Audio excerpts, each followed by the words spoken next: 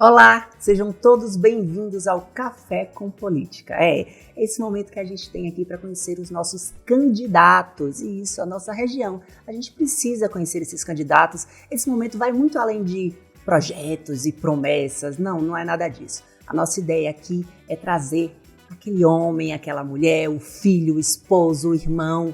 É para isso que esse espaço foi criado. Estou muito feliz que, graças a Deus, a gente tem tido essa oportunidade, Deus tem nos dado essa oportunidade de poder mostrar esse outro lado num momento que é tão importante, porque a gente sabe da importância desse momento político, né? Como a gente precisa, quanto mais informação a gente tiver, mais seguro e mais certeiro é essa nossa escolha. Então eu estou aqui apenas como um instrumento para mostrar a você quem são essas pessoas e que você fique livre e à vontade de fazer as suas melhores escolhas. E eu estou muito feliz, inclusive, com essa pessoa que a gente vai conversar hoje, conhecer um pouco mais. A gente conhece um bocado da história dele, porque ele não poupa falar da vida dele, e isso é muito bom. Então isso já conecta, de certa forma, com muita gente. Aproveito para pedir a você para se inscrever no nosso canal, compartilhar. É importante que mais pessoas tenham também a oportunidade de conhecer essas pessoas que passaram por aqui.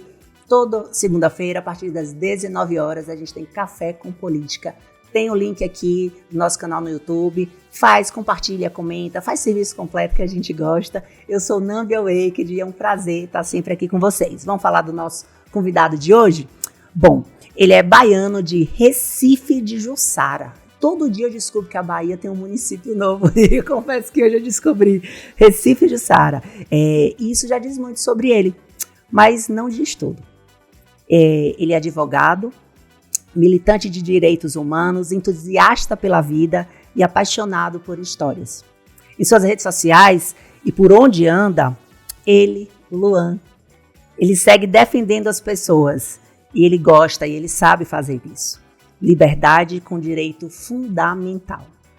Ele encontrou na radicalidade dos sonhos o caminho para seguir e acreditando que há um mundo melhor é possível, um mundo melhor é possível para todas as pessoas. Luan é alguém que acredita na potência da diversidade do humano. Essa é uma síntese bastante razoável, né, Luan? Para descrever esse homem que é advogado, influenciador, criador de conteúdo digital, e a gente vai ter o prazer de conhecer principalmente um pouco mais o filho da Miriam, do seu Carlos, o irmão do Humberto, Luan Teixeira, hoje aqui com a gente no Café com Política. Caraca, eu já tô todo arrepiado com essa apresentação e quero esse corte para eu guardar para minha vida, porque eu acho que posso ter 100 anos, eu quero lembrar disso aqui, desse momento, que coisa linda, preparado com, né, foi lá ver minha vida mesmo, com muito carinho, eu fiquei emocionado. Você já começa esse bate-papo me derrubando. Realmente. Lindo. Tá vendo? A gente quer mostrar o me derrubou geral. Amei. Que bom. Muito Luan, obrigado. Obrigado por ter, pelo interesse mesmo de falar um pouco da sua vida, né? De se abrir um pouco mais. A gente sabe que você tem essa facilidade, a rede social traz isso pra gente. Mas a gente também sabe que tem aqueles pontos que a gente prefere guardar pra né? Gente. E você se dispôs a estar aqui e falar desse momento como candidato, acho que um momento muito novo na sua vida. E eu quero poder conhecer, de fato, essa história, esse homem que veio lá de Recife de Jussara, uma cidade de... Quanto você tem mais ou menos ideia da população? Na verdade, Recife de Jussara é uma vila, a zona rural de Jussara, então deve ter ali uns... Acho que não chega a 2.000 habitantes. É uma vila grande para ser zona rural, mas é uma vila, é o lugar que eu vim. Eu amo dizer que eu vim de lá. Eu acho que eu disse em um outro momento que quando a gente sabe de onde a gente vem, não é qualquer caminho que nos serve.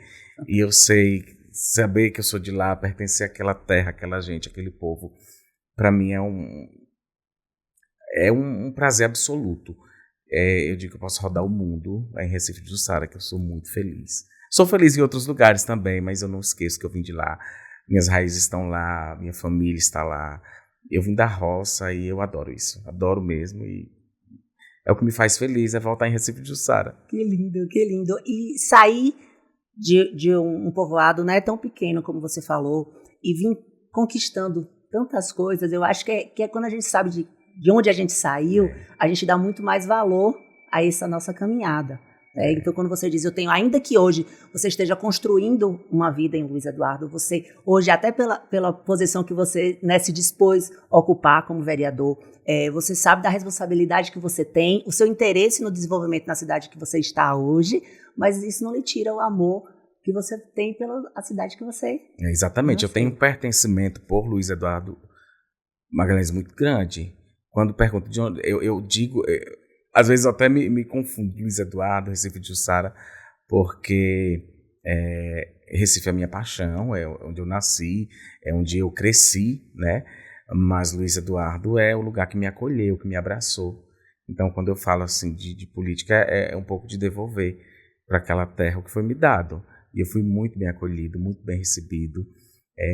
Fiz uma parte do ensino fundamental, ensino médio, faculdade, tudo Luiz Eduardo, e é o lugar que nos proporcionou viver. Porque quando meus pais saíram de Recife de Jussara, uma condição de muita dificuldade. A gente vive da agricultura familiar, vivia da agricultura familiar. Então a chuva, não tinha nada.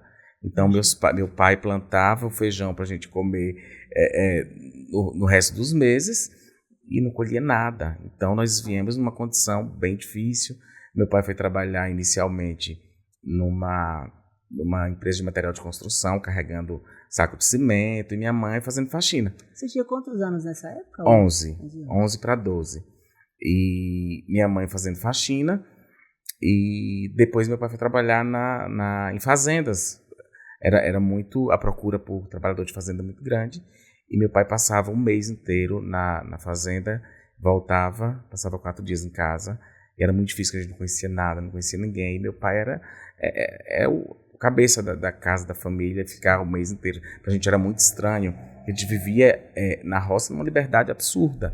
E aí a gente se viu numa época que Luiz Eduardo era bastante violento, aquele período que eu ia para a escola, eu lembro, encontrava pessoa na rua esfaqueada, morta. Por muitas vezes isso aconteceu, mas é a cidade que eu amo, que nos acolheu, que nos recebeu e que me permitiu crescer. Eu acho que isso tem muito a ver com o talento da gente, mas as oportunidades elas precisam ser abertas, né?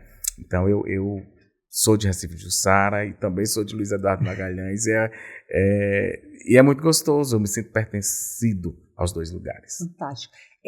Pelo que você está contando um pouco da história, eu acho que a sua família, ela é daquela família que participou da construção de Luiz Eduardo, né? Eu acho que também deve existir em você esse sentimento. Total. De fazer parte desse... Total, porque, por exemplo, muitos bairros não existiam, era tudo mato mesmo.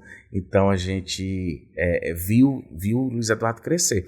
Nós chegamos a Luiz Eduardo ia fazer 3 anos de emancipação, um bebê, né? Então nós participamos assim de tudo. Eu me lembro eu sempre fui das artes, né? Eu sou advogado por um erro de percurso, mas eu sou das artes. Eu queria fazer cinema, eu passei na Universidade Federal para cinema, mas a vida me encaminhou para o direito e eu me encontrei também, eu amo. Mas eu vi Luiz Eduardo crescer, acontecer. Eu participei do primeiro festival artístico das escolas, do primeiro festival de redação, então, dos primeiros Oilém da cidade. Então, assim, eu vi tudo acontecer. E é tão gostoso você ver as coisas acontecer, ver como Luiz Eduardo cresceu de forma sólida e se tornou uma cidade tão importante para a economia da Bahia, né, a 5ª maior economia do estado. Então, ver o crescimento, participar disso, saber que tem um pouco de mim ali, porque tem um pouco da gente, né, de alguma forma, é fantástico, é sensacional. E eu imagino, e é isso que você falou, a cidade ela é construída pelas pessoas que estão ali. Então, se todo mundo cria esse sentimento e tem essa percepção, ela entende também a importância que deve dar, a contribuição que ela pode dar, o que ela já deu para aquela cidade. E uma contribuição de muitas mãos e de muitas histórias, porque você pega ali o pessoal do sul que veio para as fazendas, migrou para aqui para investir, e tem a galera que aí eu puxo para o meu lado, a galera de Irecê, que veio com a força do braço, que levantou aquela cidade, que construiu na força do braço, e aí você começa a ver tantas culturas diferentes, tantos estados diferentes, dentro de uma mesma realidade, Você vem para outras cidades da Bahia e você está na Bahia. Luiz Eduardo, você está no meio de tudo. E eu acho que é o que deixa Luiz Eduardo mais charmosa. Você diz, mas Luiz Eduardo não tem uma identidade. Eu acho que muito pelo contrário. Eu acho que esse contraste é a verdadeira identidade da cidade. E ter gente de cada cantinho do mundo. Você vai encontrar tudo dentro de Luiz Eduardo. Isso é fantástico. É uma coisa que talvez não se veja em outros cantos da Bahia. E eu acho que é o que deixa ela bem charmosa. Que lindo, eu nunca tinha olhado por essa ótica, né? A gente tem ideia dessa mistura, a gente sente, mas como é bacana a gente poder ouvir do outro, né? Esses dias uma pessoa próxima me falou assim, olha, eu vou votar em você, a gente adora você, te segue, mas você precisa ir lá na aldeia. Eu disse, como assim? Aí disse, lá na aldeia não foi Pajé o nome que ele... Eu disse, mas de indígena? Ele disse, é porque meu avô, ele é o pajé lá da aldeia, e tem minha mãe, e a gente é uma mistura na família de indígena com cigano. Eu disse, caraca, que loucura massa! Eu disse, eu não sabia, e aí eu fui, e uma galera dentro de Luiz Eduardo, no meio do Jardim das Acácias, eu não tinha ideia disso. Então é aquilo que tudo que você procurar, lá você encontra, de cultura, isso é de uma riqueza absoluta. Tudo tá ali. Então eu fiquei até espantado. Cara, indígena, vai lá na aldeia, diga aldeia de verdade? É de verdade. Eu achei um espetáculo. Fantástico, também não conhecia. Fiquei até curiosa, inclusive, em conhecer. Você citou aí que tinha essa veia artística. Tem essa veia artística. Porque, né, a gente, vou puxar aqui pro meu lado. A gente que gosta da arte é algo que tá no sangue, que não morre, né? E isso, então, é que, de repente, fez com que você tivesse essa facilidade, esse crescimento com a rede social. Você, desde criança, já era uma criança desinibida, já era essa pessoa sempre, de fácil. Sempre, minha família sempre tentou me controlar um pouco, porque eu era demais, tá demais. Mas eu sempre tive essa facilidade, eu sempre gostei de arte, de cultura, de música. Aí eu fui para a igreja, né? Início da adolescência, para a igreja, e as igrejas, ela é um celeiro de talentos. É uma coisa enlouquecedora. É um celeiro de talentos. Você vai ali, por exemplo, eu vou citar um exemplo de uma moça chamada Tainá, que ela foi para São Paulo, mas eu nunca vi ninguém com uma potência musical, sem estudar nada de música, mas cara, uma afinação, uma coisa absurda. Aí você vai pra dança, saindo da música, você vai pra dança, você vai pro teatro, tá tudo dentro das igrejas. É um laboratório. As igrejas são um laboratório. E eu assim, eu tô deixando ao largo toda a questão da fé, que é uma das coisas mais bonitas que a gente tem. Mas eu nem tô falando disso. Eu tô falando da qualidade dos talentos que tem ali. E aí a igreja que eu fazia parte na época tinha oficinas de dança, de música, de teatro. Tinha uma companhia. E a gente ia para fazer apresentações e ministrações em Brasília. A gente andou muito. Mas, assim, eu acho um espetáculo. E gente muito simples, sem qualquer estudo específico, mas com talento que você fica e se diz, não é possível. E eu acho que as pessoas meio que fecharam os olhos para isso, no sentido de falta investimento, falta... Cara, se as pessoas estão fazendo tudo o que fazem na força do seu próprio talento, na força do braço, na força da fé, se tiver alguém que invista nesse rolê, nessa questão de haver investimento do poder público nesse sentido, da arte, de fomentar a cultura, de trazer e de colocar isso no debate como algo importante. Quando se fala, eu nem quero entrar na política ainda, mas quando se fala de política, as pessoas, a primeira coisa que vem na mente é saúde, educação e asfalto. E são 3 pilares importantes. Mas a cultura, a arte, ela é transformadora. É porque eu acho que ela também está diretamente ligada com a educação. Mas sem sombra de dúvida. É algo que, como você falou, falta um pouco esse olhar, porque a gente tem, o olhar vai direto para aquelas necessidades básicas de urgência e tende a esquecer um pouco disso, mas ela é totalmente ligada a educação. Bacana você ter Totalmente. Eu tenho esse olhar muito forte para a arte, para a cultura. Eu acho que tira... se você investe em arte e em cultura, nessas questões, você vai investir menos em presídio e em tantas outras coisas. Você fomentar isso aí e incutir, lá no a gente fala incutir, né? Incutir na cabeça do jovem, do adolescente, da criança, que existe um caminho muito maior do que os caminhos mais fáceis. Eu acho que isso é uma obrigação do Estado. Eu falo Estado de uma forma geral, municípios e União e todas as outras coisas. Então, incutir na mente do jovem a importância do talento deles e fomentar isso aí, dar condição. Porque não adianta só você dizer, é um talento, você precisa dar condição de que a pessoa desenvolva esses talentos, esses dons e essas habilidades. E é algo que mexe muito comigo. Porque eu sou inquieto também. Então. Junta tudo. E a rede social, quando é que entrou isso de fato na sua vida? Foi algo planejado? Foi orgânico, né? Porque já existia o advogado. Me conta como é que foi cronologicamente, como é que isso aconteceu. Já existia um advogado e esse advogado passou a compartilhar a vida na rede social. Como é que foi isso? Não, você sabe que esse boom, assim, eu não consigo identificar. Até me pego pensando. Eu lembro de uma época que uma amiga falou assim, você tem Instagram? É bem legal. Eu disse, não tenho, não sei o que é. E demorou um tempo para eu ter um Instagram. Na época era Orkut, depois veio Facebook. Acho que Facebook eu tinha, Instagram não. E aí, não lembro assim o momento, mas eu sempre fui de falar. Eu sempre fui de falar. Eu acho que é porque eu vim de uma região que as pessoas, às vezes as oportunidades delas falarem são muito poucas. Então eu sentia a necessidade de falar. Eu sempre estava me metido em alguma coisa. Sempre. Eu lembro das brigas nas escolas, eu sempre estava em todas as brigas, mas nem sempre eu estava brigando. Eu tinha que ir para a direção dizer quem estava certo e quem estava errado. Aí vinha a veia da justiça, né? Mas eu sempre estava metido em alguma coisa. Mas se você me perguntasse o boom da rede social, de falar, das pessoas acompanhar, porque o pessoal acompanha como novela mesmo. O meu Instagram ali, os stories. E quando eu passo 2 dias sem publicar nada, não vai dizer nada. Eu digo, vou ficar calado hoje. Mas não sei lhe dizer quando que foi, assim, não consigo.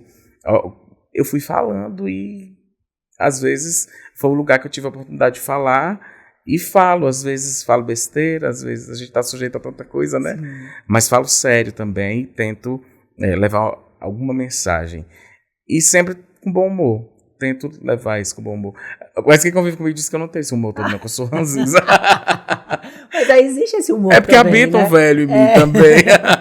Mas eu tento levar a vida com um pouco de graça, porque eu acho que a vida séria, aquela coisa sisuda, muito séria, não combina comigo. Eu acho que não combina com a minha vibe, com as pessoas que estão perto de mim. E quando você vai para a rede social, as pessoas querem ver graça mesmo. A vida já é muito séria. Então você conseguir abordar um assunto muito sério, com leveza e com graça, eu acho que isso é um talento absurdo e eu não vou usar da falsa modéstia, me acho muito talentoso nesse ponto. Eu até confirmar, porque de fato, eu comentei com você aqui antes da gente gravar, que eu lembro, e eu acho que inclusive esse é o grande marco de quando aquela pessoa, ela é talentosa e ela é boa, é quando as pessoas lembram da primeira vez que foram vistas. Eu gosto muito de música, e a maioria dos artistas, eles sabem a primeira vez que eu ouvi o João Gilberto. Muitas, eu vejo muito, leio sobre isso, vejo documentários, e todos assim, óbvio, mais essa parte da bossa nova, né, que curte mais essa área da música, esse estilo, tem a lembrança de quando ouviu o João Gilberto a primeira vez. Então eu acho que quando alguém lembra, eu lembro a primeira vez que eu vi, é porque aquilo me marcou, né? E eu lembro a primeira vez que eu vi um vídeo seu, e falei, caramba! Esse cara é muito bom. Você falou que lembra do vídeo meu, nossa, nem eu lembrava mais, você lembrou. Eu achei muito legal. Impactou assim na hora e falei.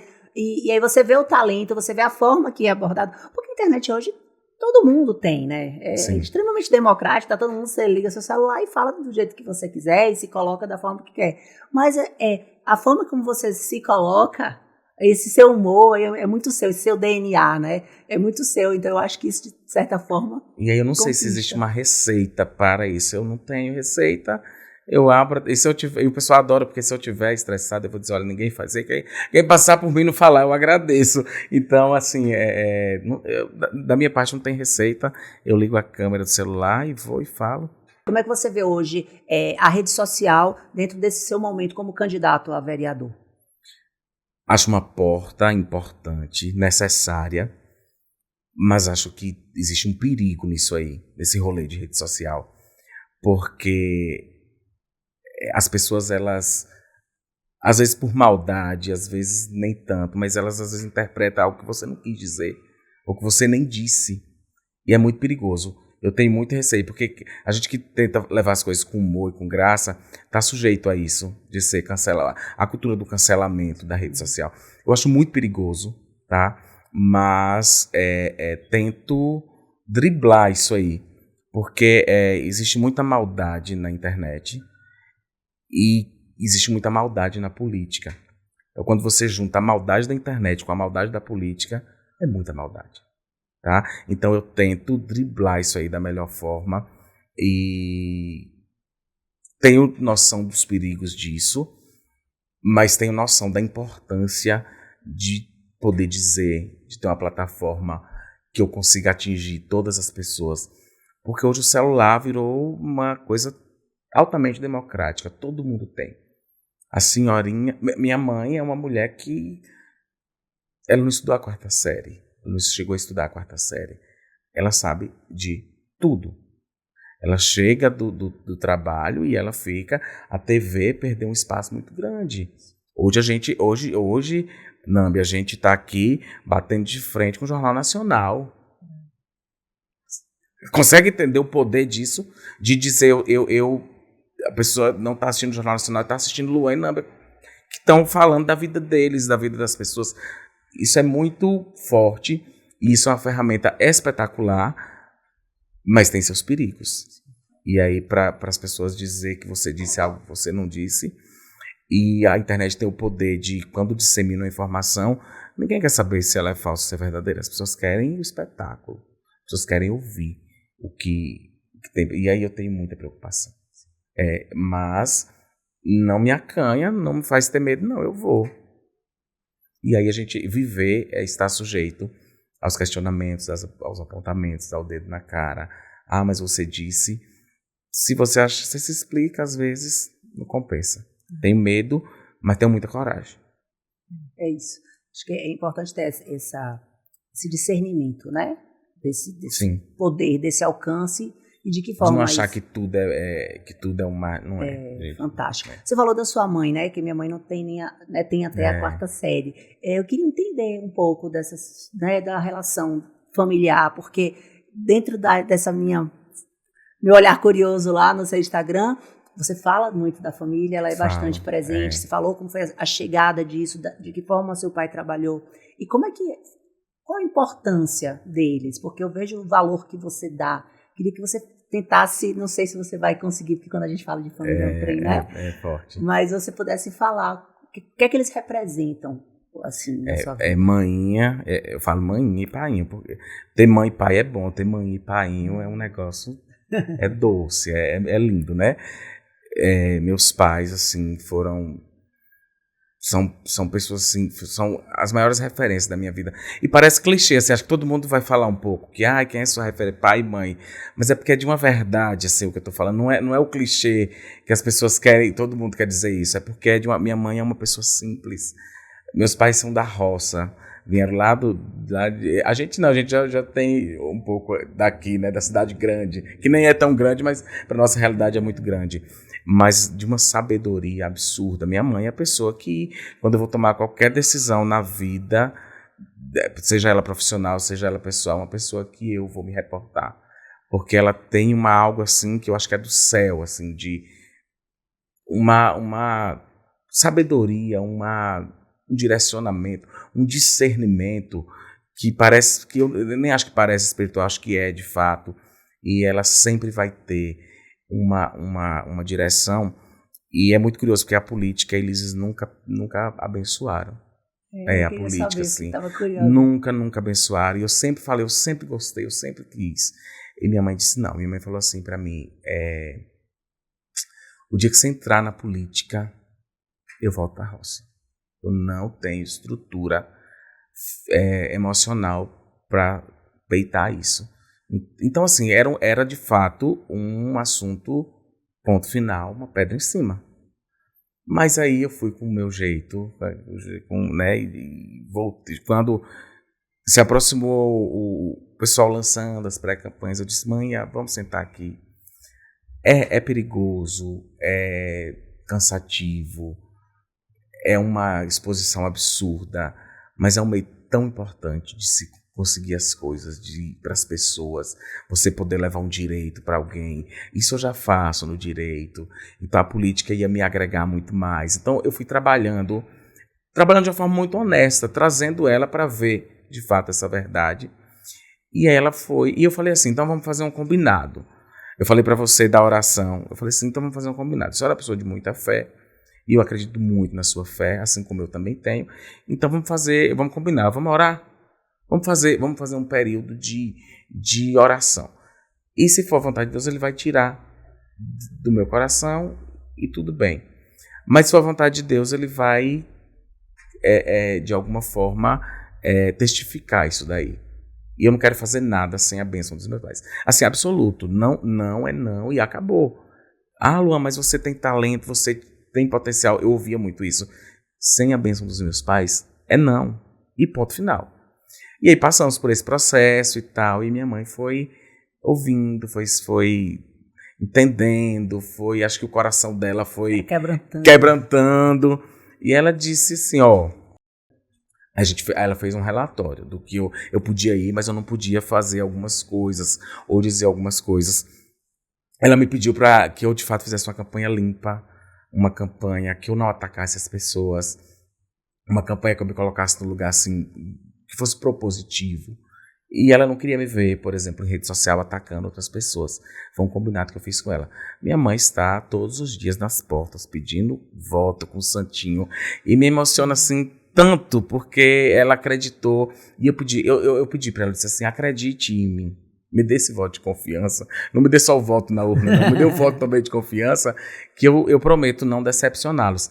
Então eu tenho um dever moral, uma obrigação absoluta de, com essa campanha, honrar acima de tudo a palavra que eu dei para os meus pais. E eu sou um cumpridor da minha palavra, Namba, eu cumpro com aquilo que eu faço, que eu falo, que eu prometo. E a primeira coisa que eu vou cumprir, e custe o que custar, é a honra que eu prometi dar aos meus pais. Eu quero sair de uma campanha, dessa campanha que eu sei do peso de uma campanha, eu sei da dificuldade, eu sei que a gente investe energia, investe tempo, investe dinheiro, investe tantas outras coisas, mas eu quero sair no final e que as pessoas tenham orgulho da minha campanha, tenham orgulho de mim. E eu sei que o resultado disso é consequência do trabalho, mas bem real, independente do resultado. Eu quero que no final, independente da quantidade de votos da urna, que eu sei que vai ser espetacular, mas eu quero que as pessoas olhem e digam, cara, mas foi bonito de ver. E é isso que eu prometi para os meus pais, e é isso que eu garanto que não vou decepcioná-los. E Deus honra, né? Honra. Vai honrar, sim. Com certeza. Aí, painho, você falou de manhinha, como é que foi? Painho... Como é que é essa sua relação com o painho? Aí eu já choro, né? Mas painho é uma figuraça, assim. Acho que próximos 20 anos eu descobri que ele não era meu pai, né? Que, na verdade, eu acho que eu não sei explicar, mas eu acho que eu sempre soube.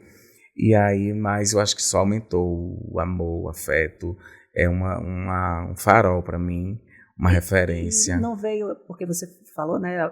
20 anos é um homem, sim, já, né? Sim. E eu tenho certeza que muitas pessoas já devem ter passado por isso, né? De eu descobrir uma adoção, ou que não é o pai, enfim. Em nenhum momento veio esse sentimento de revolta? Me fala qual é esse sentimento. Meu Deus, mas eu sou muito de boa. Eu achei o máximo. Eu achei o máximo saber. Aí aí meu pai ficou mais ciumado porque eu fui atrás do meu pai biológico. Eu queria saber. Porque são histórias. E eu sou um contador de histórias e um admirador de histórias. Então eu queria saber e os conheço. Mas eu fui bem honesto. Disse, eu não consigo. Eu tenho quase 20 anos. Família é muito difícil, mas são meus amigos e a gente confraterniza e sempre que eu os encontro é uma delícia. Mas deixando sempre muito bem claro que, por exemplo, se pergunta quantos irmãos você tem, nunca consigo dizer, mas eu tenho mais 5. Não, eu tenho 1. E eles entendem isso muito bem, né? Mas meu pai, eu cheguei na vida dele, eu tinha 9 meses, quando minha mãe casou com ele. E eu fui muito acolhido pela família do meu pai. E eu era uma criança muito espontânea, muito... e gerou um impacto quando eu cheguei, a minha chegada. Então eu fui crescendo e todo mundo amando e admirando. E foi um pedido da família do meu pai, de painho, que não contasse, que deixasse, porque eles não queriam fazer nenhum tipo de diferenciação. E nunca teve, de fato. Não tem, eu acho que até eles sempre me protegeram mais que o resto dos meus primos. Eu acho massa isso. Mas nunca teve essa diferença. E pediram para não contar. Então o tempo passou e aí foi indo. E ninguém me contou. E aí quando eu soube, eu achei importante. Mas importante por uma questão, eu sempre tive o afeto, o amor da minha família paterna muito forte, muito presente. Nunca me faltou nada. Eu acho que esse sentimento de revolta parte mais quando você, uma pessoa que sofreu muito, não teve o apoio e o acolhimento do seu pai. Mas eu sempre tive. Meu pai massa, maravilhoso, gente boa. Minha família, poxa vida, eu adoro. Então só foi para agregar mais a minha história, a minha biografia lá no futuro. Vai que eu tenho uma biografia, eu acho massa. Acho massa. É uma construção, né? Acho legal. Eu acho que é isso, é bem como a gente vê, né? O copo, aquela história do copo meio cheio, meio vazio, né? Exatamente isso. E isso reflete muito o nosso olhar, de fato, para a vida. Como é que a gente recebe? Porque a gente é surpreendido o tempo inteiro, né? Cada um de uma forma. Se você for surtar e pirar por tudo que você recebe, cara, é um caminho, não entra nesse rolê não, porque toda hora você vai ter uma surpresa, toda hora você vai ter, eu trago isso pra campanha agora, toda hora é uma surpresa, toda hora é um negócio que não dá errado, que dá errado, é a bandeira que não deu certo, é o santinho que não chegou, e se você for surtar com tudo, você até surta às vezes, mas depois quando passa diz, tá tudo bem, e vai ser massa, vamos ficar em paz, que vai dar tudo certo. O pai e mãe se renderam a esse momento, né, seu de candidatura, estamos juntos. Não teve muita escolha não, eu fui incisivo. Mas eu sei também que tem alguém que apoia aí fielmente, que é a Dona Maria. Muito, é meu xodó, Dona Maria. Me conte como é essa relação. Caraca. Como é que Dona Maria entrou na sua vida, inclusive, como é que... Dona Maria entrou assim, exatamente na minha vida, eu estava no meu escritório, e chegou uma senhorinha muito... com aquela característica, senhorinha do cabelinho branco, da saia longa, da camisa, com um senhorzinho na mesma característica, pequenininho, 2, e eles entraram, aí a secretária anunciou que tem um casal aqui que quer falar com você. Eu disse, da minha agenda? Não, vieram aqui te procurar. Eu falei, tá, pode pedir. E eles chegaram os 2 na minha sala, entraram na minha sala e ajoelharam na minha frente. Aquilo me causou um desespero, que eu não entendi o que estava acontecendo realmente, e eu disse o que está acontecendo, eu não entendi nada, e eu entrei em desespero mesmo. E aí ela chorava muito, e o esposo dela também estava muito emocionado. Ele estava com problema na justiça, o filho estava preso por alguma questão lá, uma questão, inclusive, que me tocou muito, porque, enfim, essas coisas que a gente vê aí na justiça. E aí disseram para ela que, olha, tem uma pessoa que ele vai ter empatia de resolver seu problema. Porque eu acho que eles já tinham batido em outras portas e não foram acolhidos. E aí eles vieram e eu disse... Aí vieram me contar aquela história e eu entrei... Porque eu tenho aquele negócio de pegar para mim as coisas e eu passei uns 2 dias sem dormir direito, porque aquela imagem daqueles 2 senhorzinhos ajoelhados no meu escritório foi uma coisa que me marcou profundamente. Então, ver aquilo ali, aquela cena, e eles pedindo assim, clamando porque alguém desse um voto de socorro, de confiança e fizesse algo por eles, foi muito forte. E aí eu fui, conversei com eles, advoguei e cuidei, porque é um rolê muito louco esse negócio, porque eu sempre fiz muito direito criminal e eu com a empatia de sempre, E aí eu pegava a Dona Maria me ligava chorando, porque faz dias que eu não vejo meu filho. Eu digo, então a senhora vai, vamos lá, que eu vou lhe levar, vamos aqui. Porque ela é uma pessoa, ela é muito esperta, ela faz, mas assim, ela pegar uma van, não tem um transporte, para pegar uma van, para vir para Barreiras, para pegar outra van, para ir para o presídio. Então assim, eu disse, não, Dona Maria, eu lhe levo. E aí ela queria que eu levasse ela todo dia para o presídio. Eu disse, Dona Maria, calma, não é bem assim. E aí, eu sei que resolvemos o processo. E aí eu não larguei mais Dona Maria de jeito nenhum. E ela mora próximo à minha casa.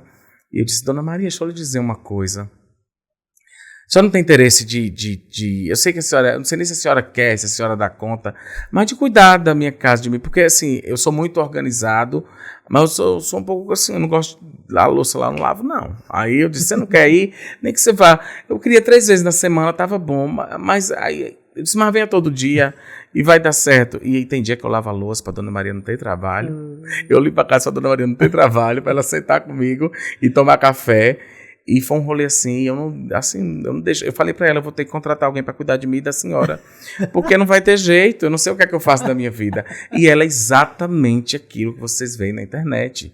Hoje, esses dias ela chegou e disse, Luan, eu fui num evento seu, meu Deus, eu senti muito a presença de Deus naquele evento. Digo, Dona Maria, só tinha cachaça e bandeira. E ela disse, mas é porque eu vejo que Deus está nesse negócio. Ai, então foi assim, e o que nos aproximou foi a empatia, o cuidado, aquilo que eu sempre fiz na minha vida. Porque às vezes parece um discurso de campanha, mas é a minha vida. E eu não estou nem aí se ela parece um discurso de campanha porque ela é bonita. Eu vou falar dela igual, né? Você diz assim, mas parece que é uma história para campanha, é um marketing. É a minha vida, é isso. E eu não tenho como inventar para deixar ela menos bonita e menos florida. É isso, exatamente isso. E Dona Maria tá lá, aí eu falei para ela que eu vou ganhar essa eleição com toda a força do mundo. Você vai comigo, vou lhe subir de cargo. Você vai pro gabinete, eu boto outra pessoa aqui, chata, para ficar aqui cuidando da casa. Ela disse, doutor Luan, eu não sei se dá certo, porque eu tenho que balançar a cachorra. Além de tudo, ainda tem uma cachorra que ela fica balançando de dia e de noite. Então minha vida não é fácil, viu? Então ainda tenho que aguentar a Dona Maria balançando a cachorra e dizendo que não deu tempo de fazer as coisas, porque a cachorra pediu colo. É muito difícil minha vida. Mas eu não vivo sem, assim, a graça da minha vida é Dona Maria. Eu não sei como eu aguento, mas é literalmente. Dona Maria é um show à parte. E ela é um show, ela é a cereja do bolo da campanha. Sem Dona Maria, acho que não existia a graça de Luan. E é muito espontânea, é muito natural, é muito... e ela fala mesmo, e ela não tem filtro. Dona Maria Cheguei aqui é hoje um sucesso. Contando dos vídeos, você botando ela pra gravar lá e falando que ela não gostava mais do candidato. Que nós tínhamos mudado de lado. Ela disse, não, você pode mudar. E olhava bem sério. Não, essa parte eu não vou falar, mas você só tem que falar, não. E ela disse, se você mudar, não ganha, não. Adoro. É o máximo, é uma graça. Ai, Deus. E além de Dona Maria, existem os amigos, né? Que eu acho que nesse momento eles fazem... Os amigos fazem diferença na vida da gente. Eu digo que amigos são aqueles escolhidos de Deus, né? E acho que você carrega muitos. Muitos, e eu carrego muitos, e eu para ser justo, eu sempre digo dos melhores, assim, dos que estão, porque daí vier, dos que vão, com que eu posso contar, com que eu posso ligar, para quem eu posso falar. E eu tenho muitos amigos, é uma relação assim quase familiar mesmo. Eu acho que os amigos tornam a vida da gente mais leve. É a família que a gente escolhe, realmente. Mas um rolê assim que parece clichê, mas é verdade. A gente escolhe, porque a família vem, e às vezes tem gente que a gente nem gosta tanto, mas os amigos a gente escolhe. E eu sou muito feliz por ter pessoas muito leais perto de mim e fazer uma campanha com a lealdade que se precisa, porque a política é um lugar de tanta sacanagem. Eu conversei com alguém antes de iniciar mesmo a campanha, e ela parou para mim e disse, Luan, já vou lhe dizer uma coisa, não romantize nada. É tiro, porrada e bomba. Pauleiro, eu digo, mas será que é mesmo? É verdade. A pessoa te abraça aqui, tá com seu adesivo no peito, diz que tá com você, de manhã, de noite ele tá com outro. O carro de som que você contrata tá com você tocando sua música, quando você acha que o cara tá tocando a música de outro, porque pagou R$20 a mais. É um rolê muito... E os amigos não fazem isso. Até a gente... porque a amizade é isso também, a gente briga, se chateia, indaga de manhã, de tarde, já diz, mas eu tô aqui. E é um rolê espetacular. Brigar de dizer assim, cara, a gente não vai se falar nunca mais. E de tarde eu tenho experiência com uma amiga, a gente estudou junto, tá? Engajadíssima na minha campanha. E a gente tava no bem brigado. E era a época de TCC. E a gente bem brigado, assim. E eu disse, eu não tô nem aí. A hora que disse que era a hora da apresentação do TCC, eu não aguentei. Aí eu fui na Cacau Show, comprei chocolate, levei. Eu disse, você tá errada. Mas eu vim aqui dizer que dizer que você me perdoa. E aí eu acho que a amizade é isso. É você porque não, cara, essa amizade que é tudo lindo, ela não é muito não existe assim. Não é muito real. Ou não é muito real, você não tem muita profundidade. Porque a amizade é um laboratório também, como a igreja, né?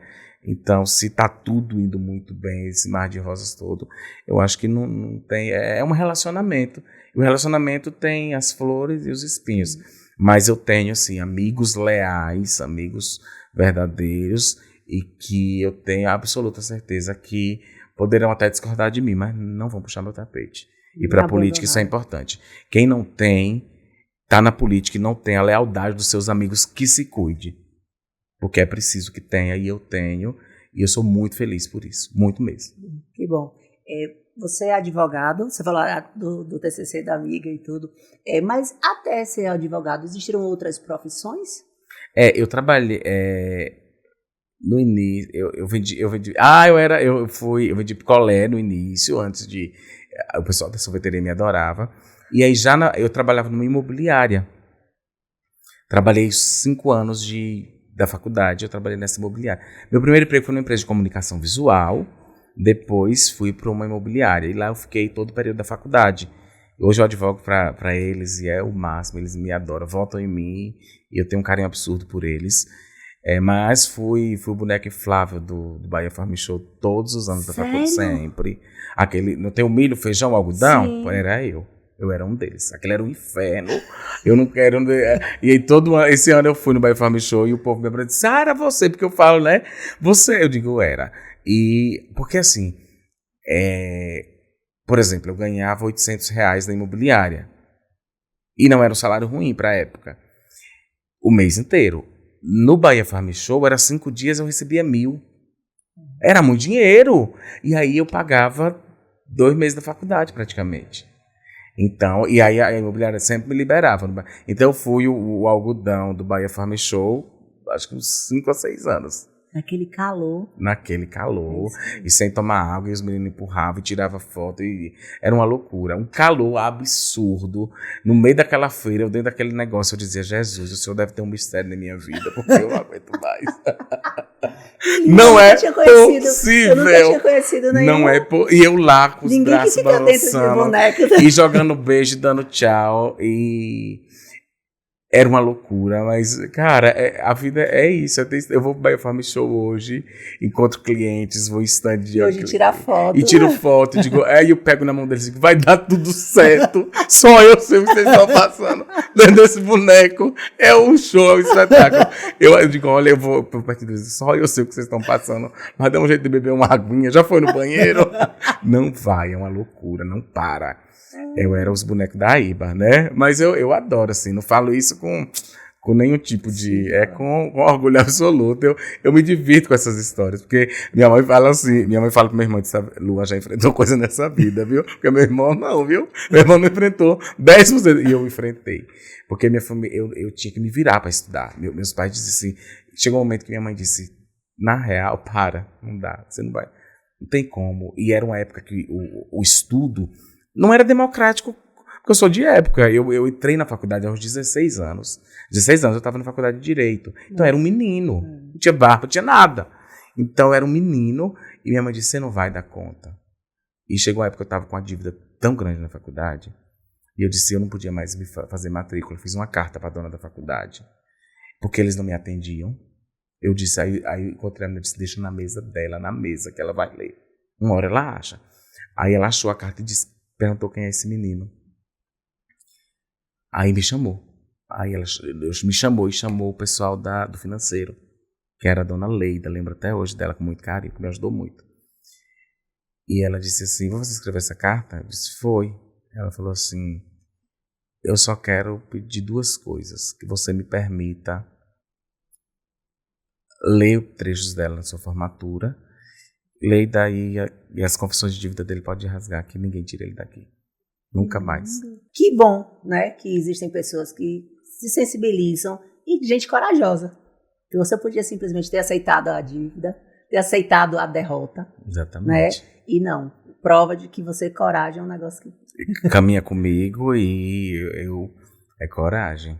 Inclusive, é esse momento que eu acho, né, assim, eu nunca tive nenhum tipo de envolvimento político, mas pelo que a gente vê, e hoje com as redes sociais, porque antigamente, no interior, a gente sabe onde é a casa do prefeito, a gente sabe onde é a casa do vereador, né? Mas existem aquelas pessoas que vão lá na porta. Agora a gente tem a rede social. Que então agora eu quero falar, eu falo o que eu quiser, eu entro lá e eu mando mensagem. É uma porta. Né? E as pessoas entram. Então esse acesso tem estado. Então eu acho que para entrar nisso, a gente precisa ter. A pessoa tem que ter coragem mesmo. Ela tem que estar muito disposta e saber exatamente o que é que ela quer. Né? Exatamente. E não é uma coisa para eu vou arriscar, não dá. Não, além de ser trabalhoso, além de dar a cara para bater, como você falou, né? É tempo, é energia, é dinheiro, é tudo isso que envolve. E o que te motiva exatamente, Luan, para sair dessa sua zona de conforto, porque você já é advogado, reconhecido, tem essa coisa do digital também, Sim. que eu imagino que deva movimentar, porque a gente sabe do quanto hoje isso movimenta, até financeiramente, e você entrar nesse processo, né? Você realmente se colocar à disposição, né, da população para se tornar um candidato. Não, eu acho que você fez a pergunta e dentro dela você respondeu. O que eu queria dizer, você mesma disse. O que me motivou a entrar na política foi essa necessidade de sair da zona de conforto. Minha vida estava muito calma, muito tranquila, e eu disse, eu preciso movimentar isso aí, e a política sempre esteve no meu sangue, na minha vida, de alguma forma. A minha existência é política, eu gosto de falar de política, eu acho que política é a maior ferramenta para se mudar a vida das pessoas, ou encontrar um caminho de mudança. Eu acho que quando se fala de mudar o mundo, eu acho isso uma utopia, mas se eu conseguir mudar a minha rua e a comunidade que eu vivo, eu acho, e fazer ela mais, eu acho de um absurdo tão grande, e isso eu tenho visto muito na campanha, mães que não podem trabalhar porque não tem vaga na creche. Cara, isso inclusive, eu usei o período de pré-campanha para falar muito, para construir o meu plano de ação. Não é plano de governo, porque eu não sou candidato a prefeito, mas um plano de ação, um plano propositivo. Eu usei muito do período de pré-campanha, ouvindo as pessoas.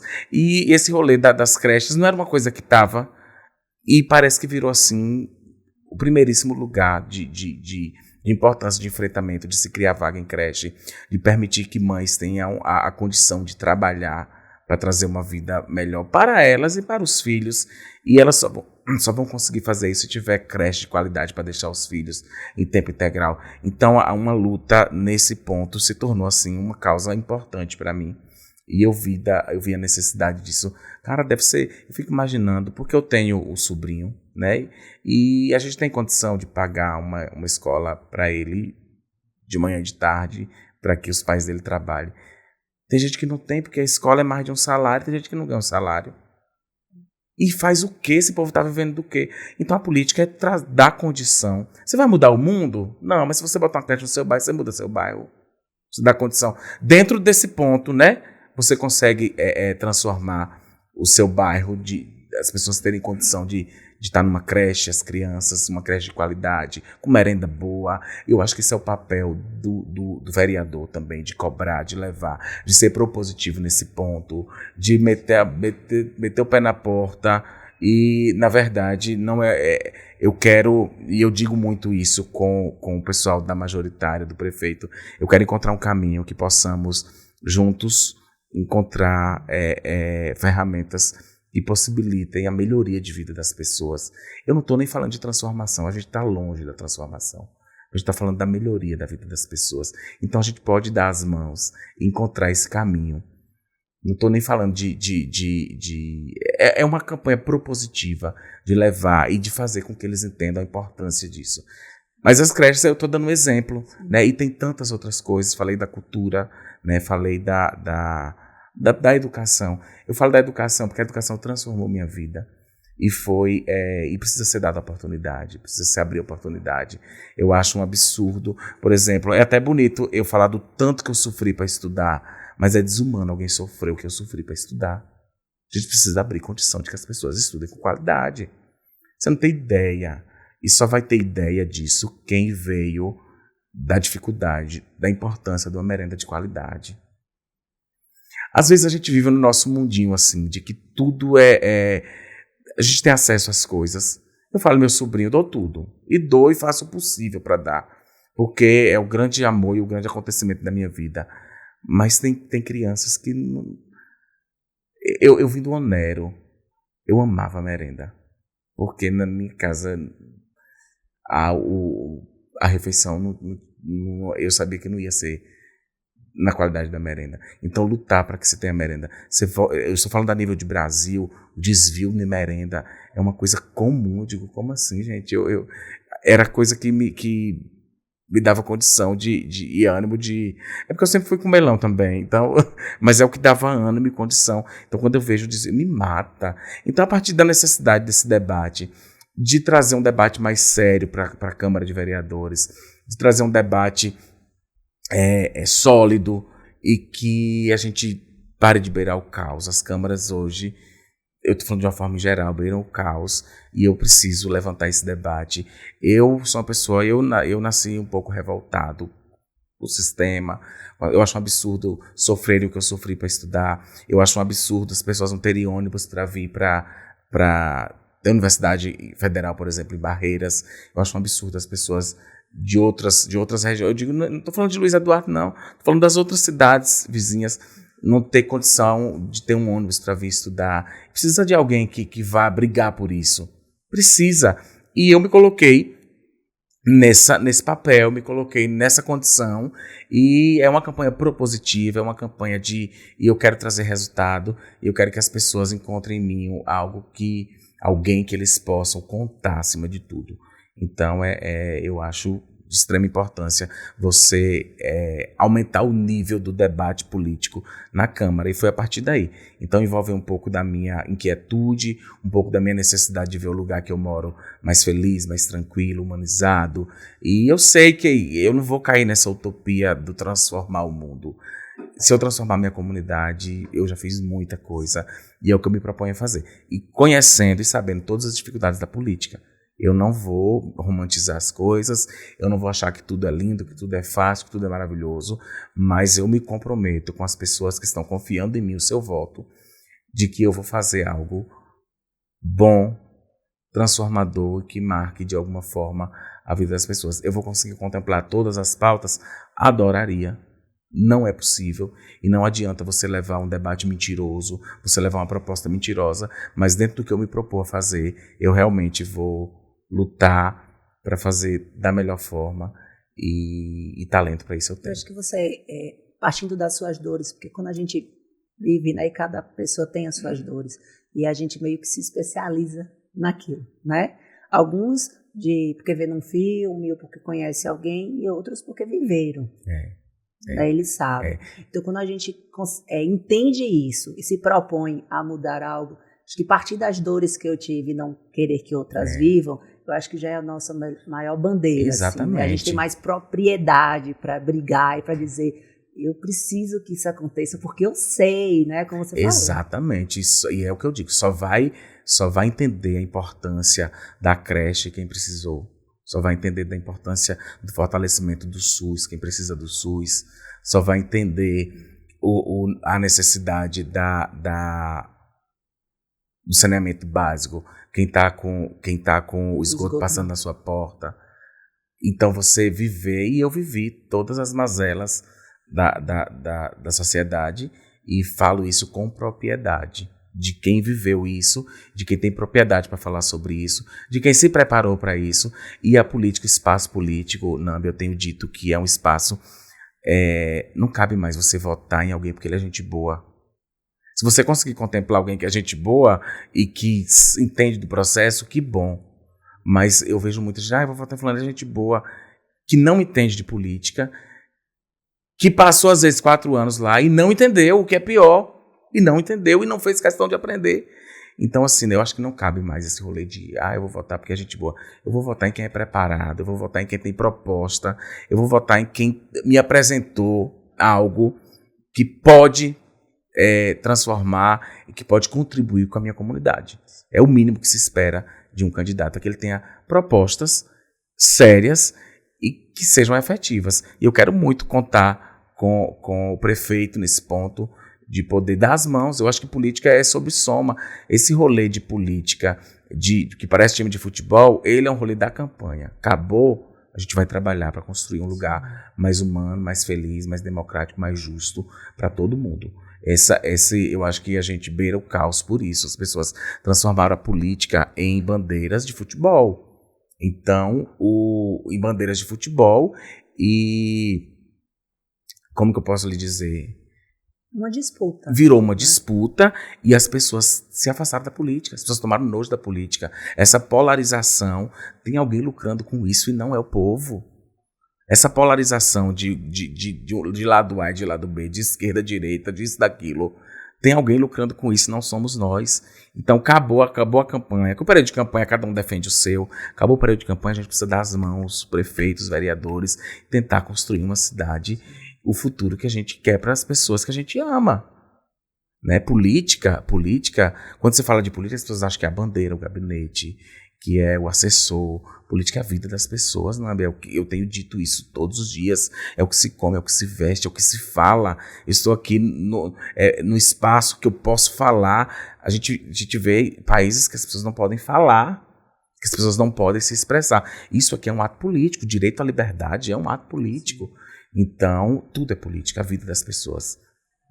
Quando as pessoas entenderem que a política não é o gabinete, o cargo, o assessor, o exame que deram, o bloco, o cimento, entender que é a vida delas, que tudo é política, as pessoas precisam se interessar por política e se interessar por votar em pessoas sérias, em pessoas honestas, em pessoas propositivas. Eu digo honestidade, eu nem falo disso porque isso já cabe a qualquer um. É obrigação de qualquer pessoa. Mas em pessoas que têm um plano de futuro para transformar a vida ou proporcionar às pessoas uma qualidade de vida melhor. Sim, eu acho que o preparo está, né, como você falou, tem que ter um mínimo de qualificação para isso. Assim como para qualquer função, né, qualquer cargo que você vai exercer, eu acho que para o político também, ele tem que ter um mínimo de formação, de preparo para propor algo e de fato conseguir brigar por isso.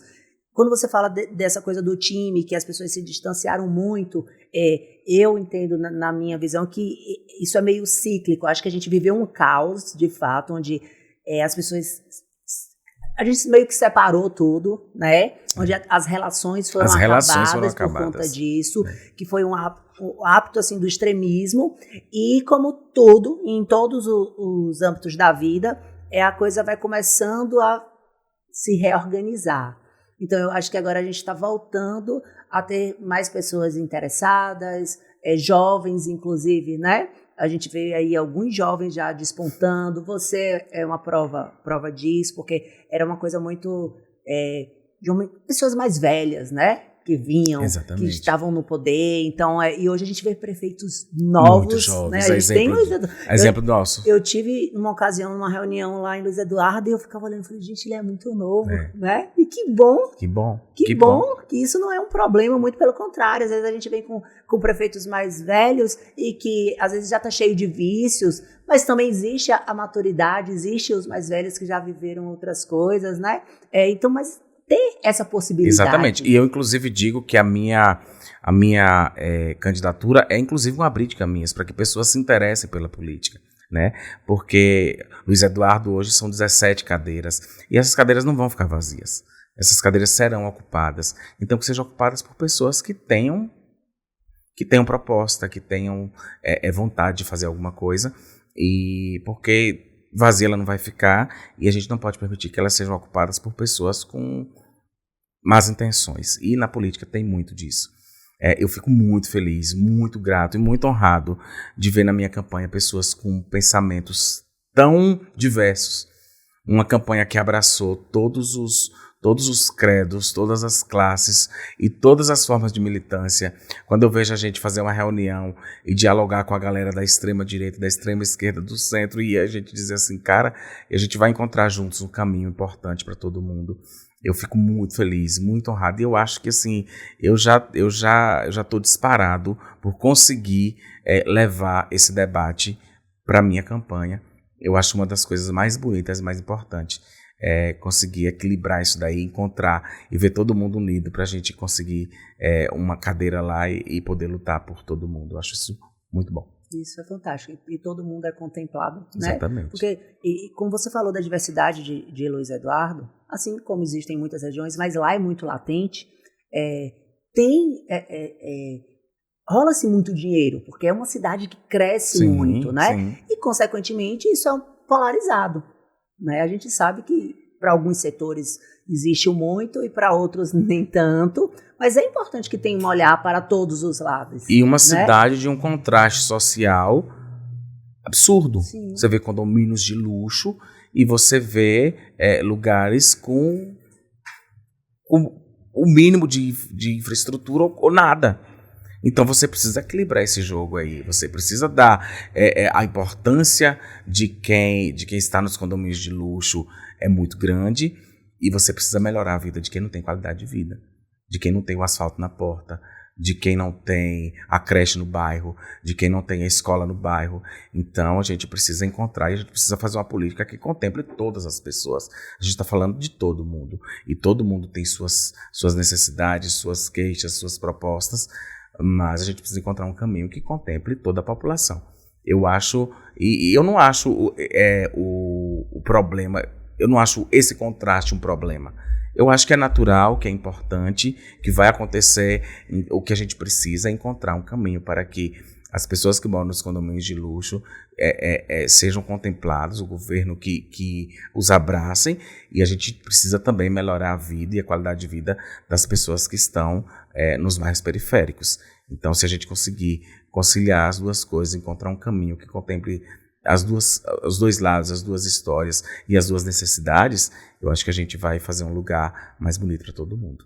Você é candidato do grupo atual, né? Isso. E o que você percebe, né, de que houve de melhorias, porque é um mandato agora de reeleição, né? Nesse fim de mandato, nesses 4 anos que se passaram aí, o que é que você vê que Luiz Eduardo de fato cresceu nesse tempo? E é muito, muito curioso, muito engraçado, porque eu faço política desde os 12 anos de idade. Eu sempre estive num grupo diferente do que eu estou hoje. E foi uma questão de conquista mesmo. Eu fui conquistado pelo trabalho, pelo mandato. Essa pegada, eu acho que eu me identifiquei com o atual prefeito, com o Júnior.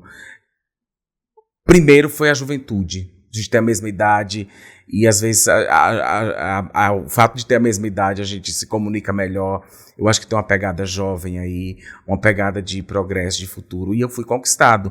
E aí rolou o convite de que eu fosse pro grupo, e eu já estava meio que conquistado mesmo pela atuação, pela organização do mandato, pela organização das pessoas. E eu vou e sentei com ele e tenho os meus questionamentos naturais, porque eu sou um questionador, eu sou um formador de opinião, né? Me considero formador de opinião, mas o fato de de ter aceitado o convite do grupo do atual prefeito tem muito disso, de ver uma visão de futuro muito maior, de ver uma política nova, e que é o que a gente espera para a nossa cidade, uma política nova, um futuro melhor, e um futuro, como eu disse, que contemple todas as pessoas. Eu encontrei nesse grupo esse equilíbrio, e é por isso que eu decidi marchar essa campanha com eles, mas respeitando muito as minhas origens, de onde eu vim, respeitando muito. Eu acho que política é sobre respeitar as pessoas. Essa polarização não é algo que eu quero levantar. Eu aprendi a fazer política respeitando as pessoas na prática, e é assim que eu quero conduzir meu mandato. Fé em Deus, eu vou chegar lá. Eu falo dessa questão da juventude, do prefeito jovem, do vereador jovem, e eu brinco, como eu falei lá no início, eu tenho um espírito de idoso em mim, E a minha grande paixão são os idosos. Eu ando na rua, eles aí me aposentam. Acho que eles acham que eu sou o INSS, inclusive. Mas eu tenho uma paixão pelos idosos, um cuidado. Eu acho que a gente fala da melhor idade, é uma fase, às vezes, de solidão. Cara, se fosse um papo aqui com uma pessoa idosa, eu ia até de noite. Porque eu tenho paixão e é real, assim, eu adoro trocar uma ideia. Eu acho que a experiência, eu acho que a vida, e a gente precisa encontrar um caminho que melhore a vida dessas pessoas. A gente precisa fortalecer o Promate. Eu fui em algumas festas do Promate, eles adoram festa, eles adoram aí festa de carnaval. A gente precisa fortalecer as políticas públicas que contemplem os idosos. Eu sou uma pessoa jovem, eu estou defendendo um governo jovem, uma cara jovem, mas eu tenho uma paixão absoluta por idosos e essas pessoas precisam ser vistas, precisam ser acolhidas, abraçadas e contempladas por um governo que pense neles e que acolham eles. Luan, todo mundo que passa aqui, né, que tem esse momento aqui com a gente, nós temos uma pergunta meio que padrão para todo mundo, porque cada um tem a sua ótica, né? Cada um enxerga a necessidade de alguma forma. E eu gostaria de saber, quais seriam os maiores desafios para um vereador hoje na cidade de Luiz Eduardo? Os desafios para um vereador, eles são muitos. A gente não pode entrar naquela ideia do romantismo das coisas. E eu acho que é vencer a eleição, entender os desafios, regaçar a manga da camisa e ir buscar melhoria para as pessoas. Quando eu falo da necessidade de vaga em creche, quando eu falo da necessidade de saneamento básico, quando a gente está falando de escola de qualidade, eu penso, por exemplo, a educação ela transformou minha vida. E eu vejo a luta das pessoas para estudar quando termina o ensino médio, para conseguir passar na universidade. A gente precisa enfrentar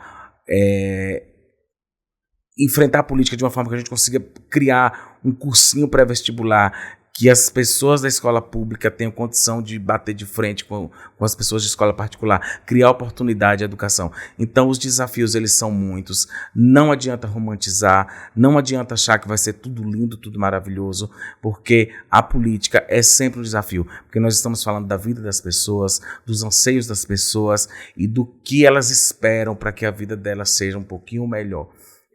Como eu disse, a gente não consegue e não contempla tudo que a gente gostaria, mas a gente vai lutar e vai arregaçar as mangas para fazer um mandato propositivo, que as pessoas sejam contempladas com a vaga na creche, com a vaga no cursinho pré-vestibular, sustentado pela prefeitura, e nós vamos enfrentar isso com muita força, com muita garra, que contemple os idosos, estou falando das crianças, do jovem, do idoso, e que contemple toda a comunidade. A gente quer, de fato, levar um debate político e colocar esse debate no patamar de que ele consiga contemplar todas as pessoas, a criança, o jovem, o idoso, e fazer com que Luiz Eduardo seja uma cidade muito mais feliz, muito mais humana, e que as pessoas tenham orgulho de dizer: eu moro e eu vivo nessa terra. Eu quero levar para as pessoas e fazer do meu mandato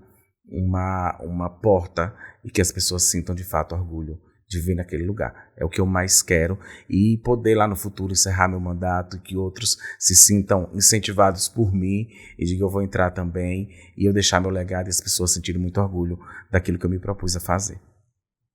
Lindo! É isso. Luan, como eu disse no início de tudo aqui, né, esse projeto existe exatamente para que as pessoas possam conhecer, né, e elas se sintam mais seguras, porque a gente sabe que hoje as decisões elas não são feitas só mais em propostas, né?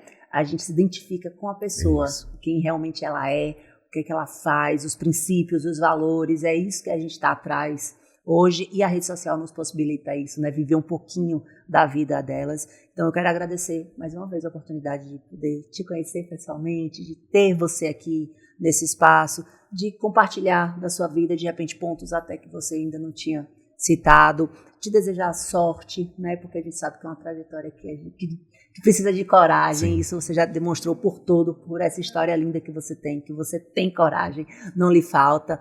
E estamos aqui, sempre à disposição. Aproveitar para convidar todo mundo aí. Se não se inscreveu no canal ainda, aproveita para se inscrever, compartilhar, que eu acho que mais pessoas precisam conhecer essa história. Eu que agradeço essa oportunidade, esse espaço maravilhoso. Me senti literalmente em casa, me senti muito feliz em estar aqui. E a política, entrar na política, como você disse, é um ato de muita coragem. Você expor, abrir sua vida, abrir sua casa. Eu já faço um pouco disso nas redes sociais, mas quero aproveitar esse espaço, que eu estou entrando na casa do eleitor, de falar para ele que eu tenho uma campanha propositiva, que eu tenho um projeto de futuro, que eu tenho um projeto para transformar a vida das pessoas, ou pelo menos para encontrar um caminho de transformação da vida das pessoas, de falar para eles que política é a vida das pessoas, é o que se diz, como eu disse, é o que se come, é o que se veste, é a oportunidade de falar, é poder falar, tudo isso é política, e eu quero, de fato, colocar um debate firme. Eu quero, de fato, aumentar o nível do debate na Câmara Municipal, e eu só conseguirei fazer isso se você me der a confiança do seu voto, de votar em Luan. Você que conhece, você que não conhece, procurar conhecer e dizer, cara, é uma história legal, é uma história bonita, é alguém porque às vezes as pessoas olham para o Luan, advogado, tem toda uma história para a gente ter chegado até aqui, e eu quero que a minha política seja um abrir de caminhos para que você entenda que seu filho pode chegar onde eu cheguei, que seu filho pode ser contemplado. E eu tive muita ajuda, o poder público precisa abrir esse caminho, e comigo não foi diferente. E eu estou aqui me comprometendo com a população de lutar, de defender, de, se for preciso, derrubar as portas. Às vezes as portas nem existem, você tem que criar a porta e levar essa mensagem de esperança e essa mensagem de comprometimento com você. E a gente só vai conseguir fazer isso se você apertar 11011 na urna, me dar esse voto de confiança e eu poder mostrar meu trabalho, mostrar serviço e fazer com que o lugar que vivemos seja feliz, do jeito que a gente sempre sonhou. Quero deixar aqui meu abraço por você que acompanhou esse bate-papo, que acompanhou esse momento, e dizer que o resultado, eu não tenho dúvidas, porque ele é fruto de um trabalho duro, mas independente dele, eu já sou muito feliz de ter recebido a confiança do seu apoio, do seu abraço, de estar sendo recebido nas casas com tanto amor, com tanto carinho, com um cafezinho, Luan de porta em porta, e eu sendo acolhido, sendo abraçado. Eu acho que isso valeu, assim, tem sido uma experiência de vida absurda, e eu só tenho gratidão no meu coração. E 11011 a gente vai conseguir encontrar um caminho bom para essa cidade, e eu estou muito feliz, muito honrado, e é isso, deixo essa mensagem para vocês.